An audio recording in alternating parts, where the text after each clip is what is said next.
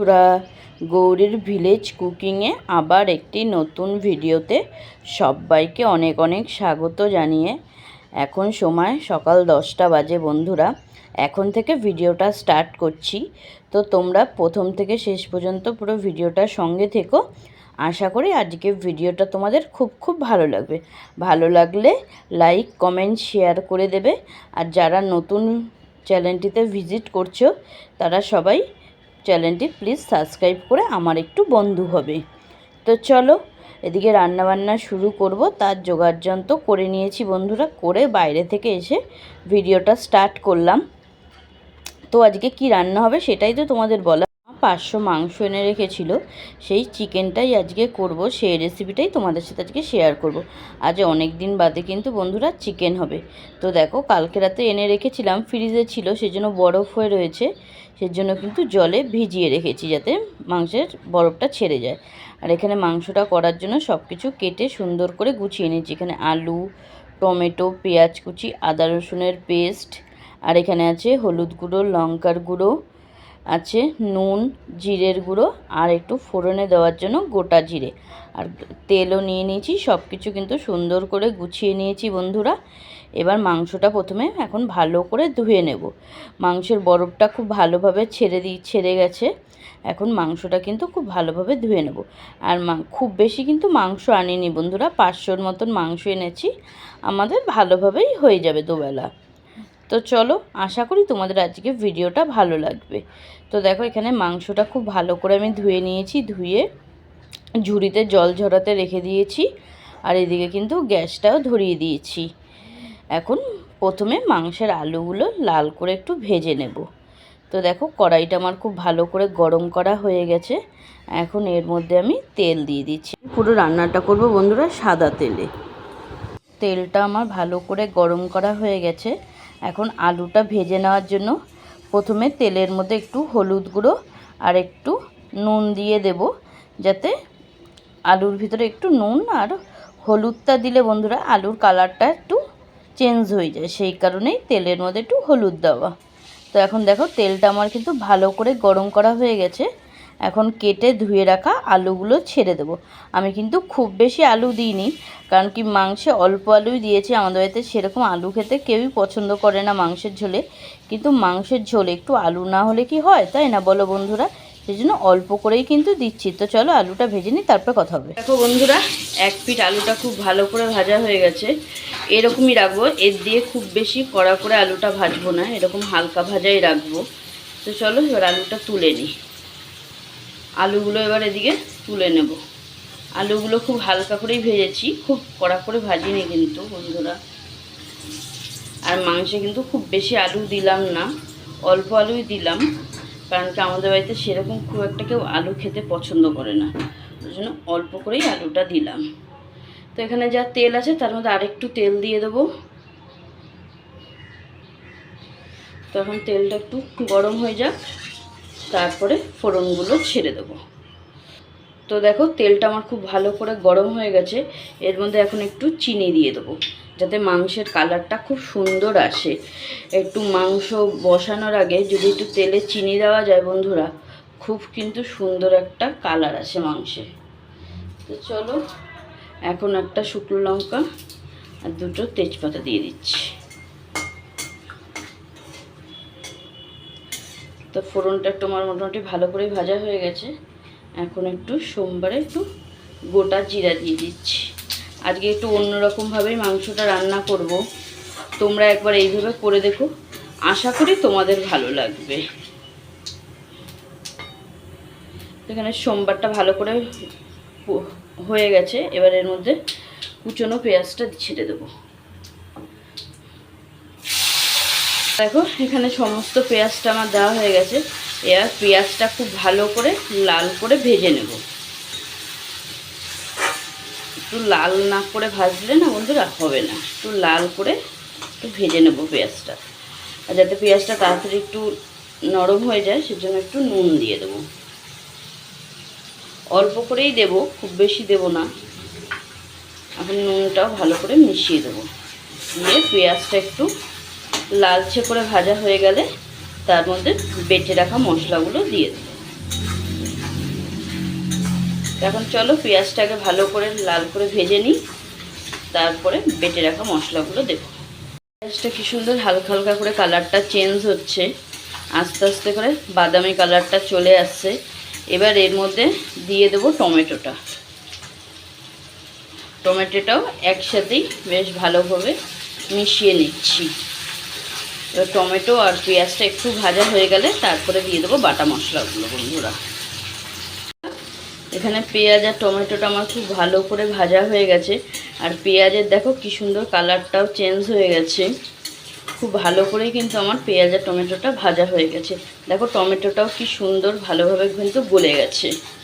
তো এবার এর মধ্যে আমি দিয়ে দেবো এক এক করে বেটে রাখা মশলাগুলো। প্রথমে দিয়ে দেবো আদা বাটা, তারপরে দিয়ে দেবো রসুন বাটা। তো এখন ভালো করে মশলাটা মিশিয়ে দেব। মশলাটা এখন খুব ভালো করে আদা রসুনটা এই পেঁয়াজ আর টমেটোটার সাথে খুব ভালো করে কিন্তু আমি মিশিয়ে দেব। মিশিয়ে একটু ভাজা ভাজা করে নেব, যাতে আদা রসুনের কাঁচা গন্ধটা যাতে না থাকে। তারপরে এক এক করে গুঁড়ো মশলাগুলো আমি দিয়ে দেবো। দেখো আদা রসুনটা আমি খুব ভালো করে মশলার সাথে ভেজে নিয়েছি, মানে আদা রসুনের কাঁচা গন্ধটা মোটামুটি চলে গেছে। এর মধ্যে আমি এবার গুঁড়ো মশলাগুলো দিয়ে আরও ভালো করে কষিয়ে নেব, যাতে কাঁচা মশলার একটু ফোটাও গন্ধ না থাকে। তো এখন দিয়ে দিচ্ছি হলুদ গুঁড়ো,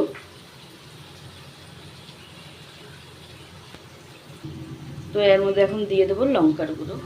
আজকে কিন্তু কাঁচা লঙ্কা করছি না বন্ধুরা। এবার দিয়ে দেবো নুন, স্বাদ মতো নুনটা দিয়ে দেবো। তো এখন মশলাটা খুব ভালো করে আমি মিশিয়ে নেব। মশলাটা মেশাতেই যখন কাঁচা মশলার গন্ধটা চলে যাবে, তারপরেই মাংসটা কিন্তু আমি দেবো। বন্ধুরা, এখন সমস্ত মশলাটা খুব ভালো করে আমি ভাজা ভাজা করে নেব।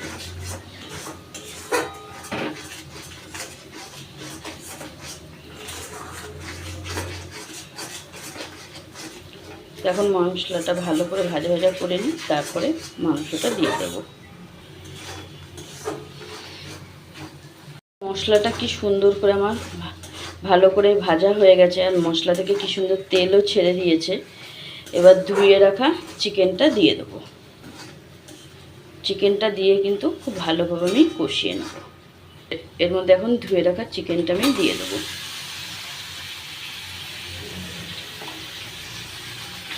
এখন চিকেনটা মশলার সাথে খুব ভালো করে আমি মিশিয়ে নিচ্ছি।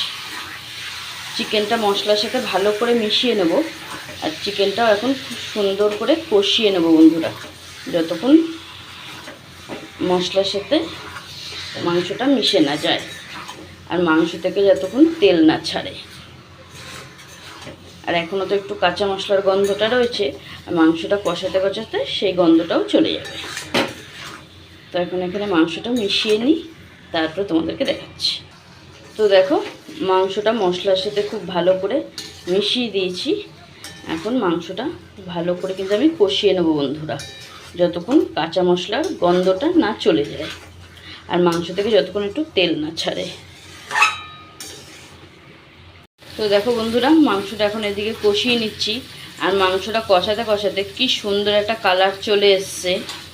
মাংসটা কিন্তু প্রায় 80% আমার কষানো হয়ে গেছে। এবার এর মধ্যে ভেজে রাখা আলুটা কিন্তু দিয়ে আমি খুব ভালো করে বাদবাকিটা পুরো কষিয়ে নেব। আর মাংসটা কষাতে কষাতে কি সুন্দর একটা কালার চলে এসছে দেখো বন্ধুরা, যা সেই লেভেলের কিন্তু কালার চলে এসছে। দেখো এবার এর মধ্যে ভেজে রাখা আলুগুলো দিয়ে আরও কিন্তু ভালো করে আমি মাংসটা কষিয়ে নেব বন্ধুরা। আর মাংস থেকে যতক্ষণ তেল না ছাড়ছে মাংসটা কিন্তু আর একটু ভালো করে ইসে করে নেব, যতক্ষণ মাংস থেকে তেল না ছাড়ছে। তো দেখো রান্না করতে করতে কি সুন্দর কালার চলে এসছে চিকেনটার। আর আজ অনেক দিন বাদে কিন্তু চিকেন রান্না হচ্ছে বাড়িতে, জানো তো বন্ধুরা।